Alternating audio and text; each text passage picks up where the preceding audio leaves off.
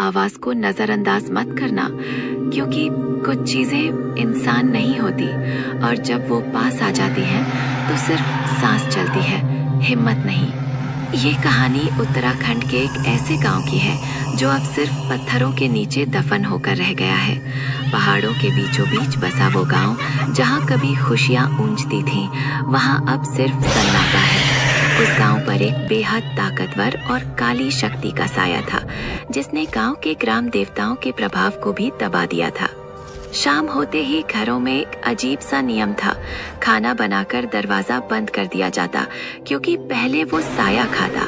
करीब 15 सालों तक ये खौफनाक परंपरा चलती रही। एक बार एक बच्चे ने जब झिरी से झांका तो उसने एक विशाल भालू जैसी परछाई को खाते देखा।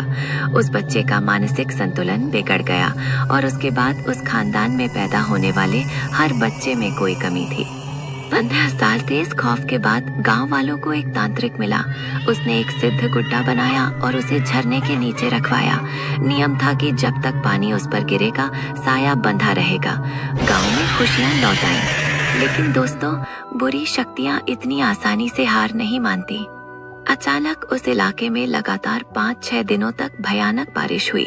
प्रकृति का ये कहर उस साये का बदला था। पहाड़ की मिट्टी ढीली पड़ गई और फिर वो काली रात आई। 2-2 मंजिल जितने बड़े पत्थर नीचे लुढ़कने लगे और पूरा गांव उन पत्थरों के नीचे दफन हो गया।